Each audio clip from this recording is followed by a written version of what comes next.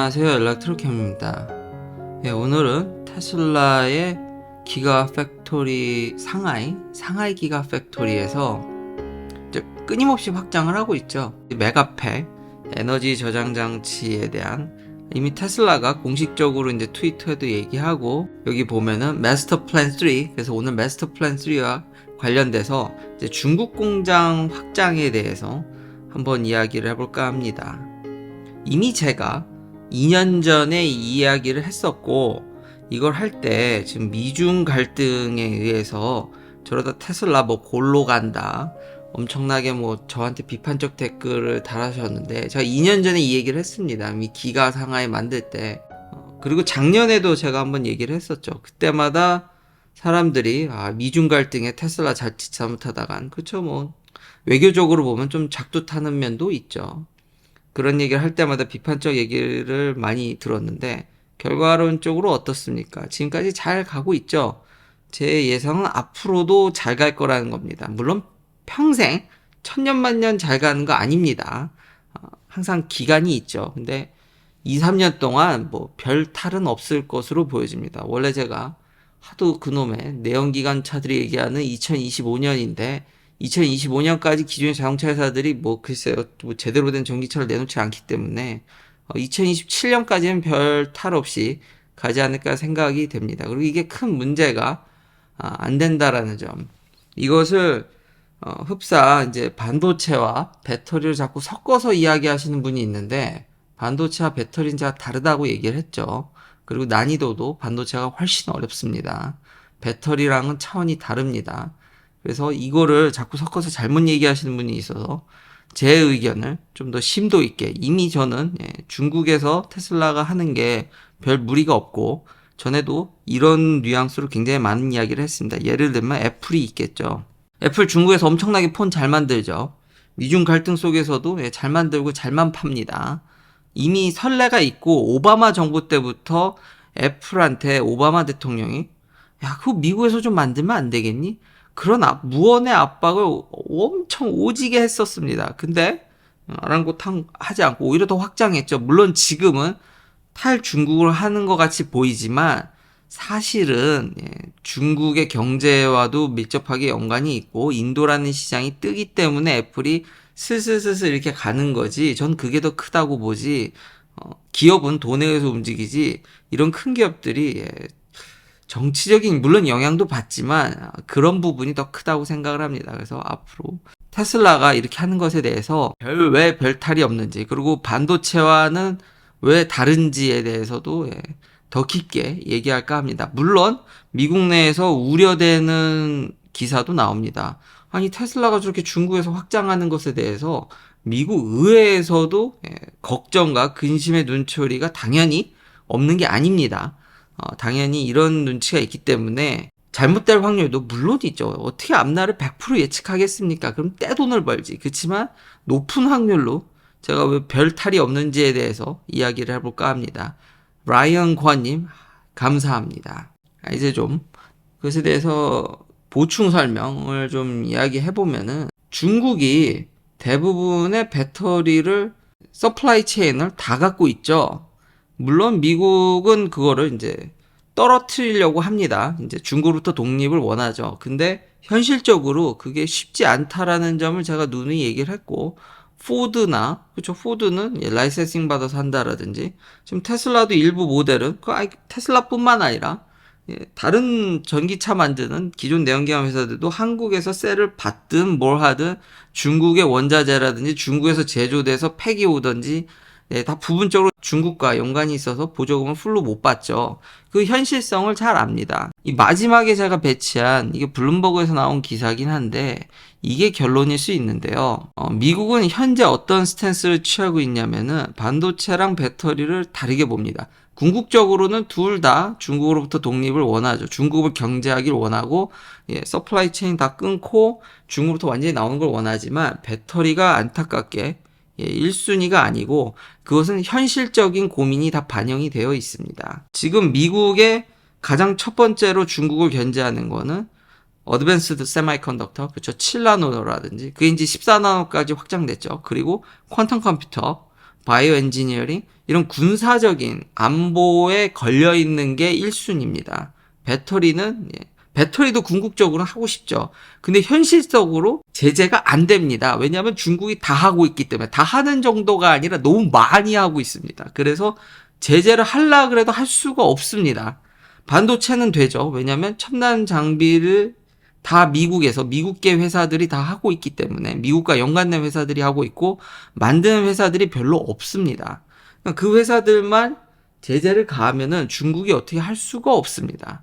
그럼에도 불구하고 중국은 이제 자립하려고 엄청나게 돈을 쏟아붓지만, 그게 쉽지가 않죠. 그런 장비를 만드는 게 정말 제가 이 업계에 있어서 아는데 무지무지 어렵습니다. 그 장비가 없으면은 반도체를 잘 만들기가 어렵습니다. 그러니까 미국이 이거는 제재를 당장 가할 수 있고, 이거는 인포메이션에 연관된, 그러니까 이건 군사 안보에 직결적으로 연결이 되어 있기 때문에 이걸 최우선적으로 제재를 가하는 겁니다.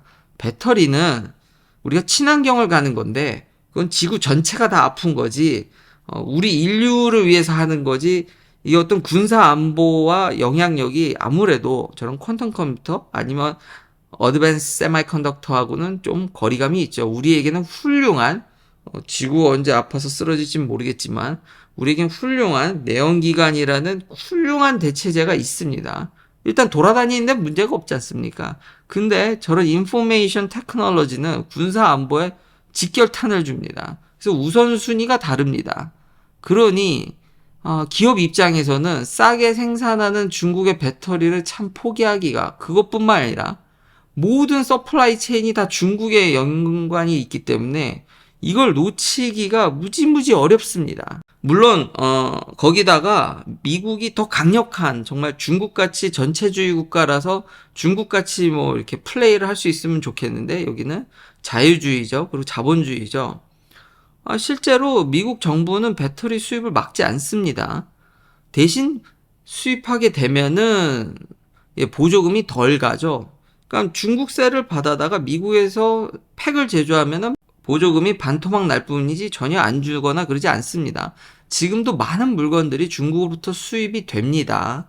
되는데 심플하게 여기서 팔 거면은, 그쵸, 여기서 팔면서 여기서 내 보조금을 받고 싶으면은 내 뜻대로 하라는 거지, 굳이 내 뜻을 안 들을 거면, 이래서 큰 시장을 갖고 있는 나라가 유리한 겁니다. 한국의 배터리 업체들은 그 보조금이 필수적이죠. 안 그러면 너무 비싸니까. 안 그러면 다 인산철로 넘어갈 판이니, 그래서 한국 업체들이 보조금에 더 목매다는 거지, 중국은 진짜 대단한 게 그 보조금도 과거를 제가 계속 누누이 얘기하는, 중국이 여전히, 이게 최신 기사입니다. 여전히 왜 배터리에 대해서 더 어드밴스드 계속 도미네이트 할 수 있는지, 시장 장악력을 할 수 있는지에 대해서 큰 예로 든 게, 이게 정말 재밌어서 갖고 왔는데, 소디움 배터리입니다. 제가 계속 얘기를 하고 있죠. 이제는 거의 확정적이죠. 소디움 배터리는 인산철보다도 쌉니다. 인산철도 지금 자동차 회사들한테는 굉장히 부담이 큽니다. 하이니켈이 너무 비싸서 인산철이 이뻐 보이는 거지, 중국은 그 다음 소디움까지 준비를 하고 있습니다. 이걸 왜 준비하겠습니까? 보조금을 안 받고도 미국 시장에서 성공할 수 있게 대비를 하기 위해서 이걸 하는 거지 않습니까? 이게 참 무서운 기술력이죠. 그러니까 중국이, 우리가 하이니켈 만들고 우리가 이걸 고급 기술이라고 얘기를 하지만, 중국 나름대로 셀 기술은 떨어지더라도 팩이라든지 대량 생산이라든지 싼 배터리를 대량으로 만드는 데는 아주, 그러니까 방향이 확실합니다. 보조금을 안 받더라도 내 배터리 가져다 팔면은 살아남게 해주겠다라는 거 아니겠습니까? 이미 여기까지 대비를 하고 있기 때문에 참 중국을 이게 끊어내기가, 그리고 미국 정부도 selective decoupling이라는 표현을 쓰더라고요. 그러니까 다시 한번, 이미 애플이 선례를 보여주고 있고 중국에서 잘 만들어서 잘 판들고 있죠. 물론 이제 인도가 급부상하니까 인도에 넣고 이제 블록화되니까 앞으로 미국에서 만드는 건 미국 반도체를 다 쓰겠다, 그러니까 다 블록화되지만 중국도 어마무시한 시장을 자랑하죠. 미국도 어마무시한 시장을 자랑하고, 이렇게 블록화될 때마다 참 한국의 미래가 좀 걱정이 되는데, 그러니까 이런 분위기가 있기 때문에 테슬라가 이래도 당분간 별 문제가 없다라는 겁니다. 미국도 물론 배터리마저도 중국을 끊고 싶지만 현실적으로 미국은 배터리에 있어서 그렇게 선진국 높은 기술력의 나라가 아닙니다. 아니 미국이 강대국인 건 맞는데요. 이럴 때는 많은 사람들이 미국이 뭐 슈퍼 울트라 강대국 같이 또 취급을 하시는데 저는 계속 미국을 막 빠는 것 같지만 미국을 막 우상화하는 것 같지만 그렇지 않습니다. 미국이 힘이 빠진 거에 대해서는 철저히 인정을 합니다. 이 부분에 대해서 미국이 제재를 가해야 갈 수도 없습니다. 그러고 싶지만 근데 반도체는 할 수 있거든요. 대부분 장비라든지 이런 것들이 다 최첨단 그 반도체를 만들기 위한 필요 장비들이 이 기초과학 기술력과 다 연관이 돼 있기 때문입니다. 그러니까 한국도 이런 데서 조금 미리미리 옛날부터 전문가들이 그런 얘기를 했지 않습니까? 근데 거기에 투자를 좀 등한시한 게 너무 아쉽다라는 거죠. 그러니까 한국 특성이 삼성전자같이 이렇게 대규모로 돈을 빨리빨리 버는 것에 그러니까 진득하게 오래 해야 되는 것에는 그동안 투자가 덜했던 게 이번에 이런 식으로 직격탄을 맞지 않는 건가. 반도체에 있어서. 그리고 뭐 우리가 중국 여담이지만 중국 편에 쓰면 뭐 중국에 더 많이 팔았다고 그러지만 그 중국에 판 반도체가 결국 어디로 갔겠습니까? 최종적으로. 그걸 잘 생각해 보셨으면 좋겠습니다. 제가 요즘 이렇게 잘 정리가 안 된 것 같은데 국제 관계가 워낙 이런 데서 중요하고 테슬라한테도 직접적인 영향을 미치기 때문에 반도체랑 배터리를 섞어서 생각을 안 하셨으면 좋겠습니다. 테슬라는 이래도 당분간은 큰 문제가 다시 한번 중국의 배터리 굴기가 엄청 강력하다. 여기까지 뉴욕타임즈도 이런 소디움 배터리까지 얘기를 해줘서 제가 그동안 이건 얘기했던 거라서 다시 한번 가져왔습니다. 근데 기사를 보니까 참 재밌는 게 소디움 배터리라고 아직까지 제가 얘기했던 그 검증되는 뭐 볼티지 문제라든지 그리고 내구성 그러니까 기업들은 실제로 이게 제품화돼서 이렇게 실험실에서 되는 거 말고 그런 표현도 참 재밌었습니다. 이 뉴스에서 정확히 지적하는데 실험실에선 다 되고요. 소디움도 에너지 덴시티를 올릴 방법이 무궁무진합니다. 랩에선 다 되죠. 근데 양산에서 실제 되는 걸 보고 싶은 거죠. 그걸 CATL이 선구적으로 지금 하고 있다라는 거죠. 또 하나 재밌는 거는 소다 애쉬, 소디움 카보네이트 기본되는 물질이죠. 그러니까 소디움을 많이 얻어낼 수 있는 그거 매장량 90%가 미국에 있다라고 하더라고요. 그래서 중국은 신테릭 소다 애쉬를 쓴답니다. 그런데 그거를 이제 컨버전 시키려면은 에너지가 엄청 드는 거죠. 근데 미국엔 매장량이 풍부하기 때문에 미국에서 오히려 하기가 또 쉽다라는 거죠. 그것도 되게 재밌었습니다. 기술력을 갖고 미국에 진출했을 때 시너지는 상당할 것으로 보입니다. 근데 물론 우리 환경이 다 리튬에 맞춰져 있고 리튬만큼 검증된 물질이 없죠. 그러니까 소디움은 아직 갈 길이 멀기 때문에 꼭 성공한다는 보장은 없지만 계속해서 중국은 이런 대비까지 한다라는 거죠. 그러니까 배리어가 세워졌을 때 그걸 어떻게 뛰어넘을 것인가. 이런 게 진짜 대비하는 거지. 조금 그런 부분에 있어서 한국 기업들이 좀 아쉬움이 많이 남습니다. 중국의 배터리 위력은 이래서 무시할 수가 없다. 그리고 이런 전력망에 대해서 그러니까 테슬라가 마스터 플랜 3에 대해서 제가 얘기를 했었죠. 이런 인산철을 더 많이 쓴다라는 것을 얘기하면서 이 소디움 배터리도 당연히 전기차를 처음엔 타겟팅하진 않습니다. 근데 정말 중요한 게 뭐냐면은 그 에너지 스토리지. 지금 결국 테슬라도 사인한 게 에너지 스토리지를 더 올리는 그러니까 메가팩이라든지 그리고 실제로 파워월 3도 새롭게 런칭을 했습니다. 미국에다가 이게 나오는데 이거 다 인산철입니다. 인산철로 해서 이게 좀 커졌죠. 그래서 용량도 더 커지고요. 물론 가격은 더 이제 이익을 더 내든지 가격을 다운시키든지 뭐 둘 중 하나겠지만 이렇게 물밀듯이 지금 인산철 배터리가 막 들어오고 있습니다. 그러니까 저가형 차량이나 ESS 더 나아가서 CATL은 당연히 소디움 배터리를 가지고 ESS로 하는데 이런 충전기 전기차 충전기 옆에 에너지 스토리지를 이렇게 설치하는 겁니다. 여기서 이제 에너지를 분배하는 거죠. 그러면 싸게 전기를 살 수 있을 때 여기다 모아놨다가 이제 전기차 충전용으로 쓴다든지 이런 걸 테스트하고 있답니다. 그럼 더 나아가서 더 크게 만들면은 그렇죠. 밤에 남아도는 전기를 낮에 분배한다라든지 더 크게 그리드를 할 수 있겠죠. 문제는 저가형 차량이랑 이런 ESS의 배터리 수요가 어마무시하다라는 겁니다. 하이니켈보다 고백 꼽으로 많습니다. 절대로 인산철은 하이니켈을 대체 못합니다.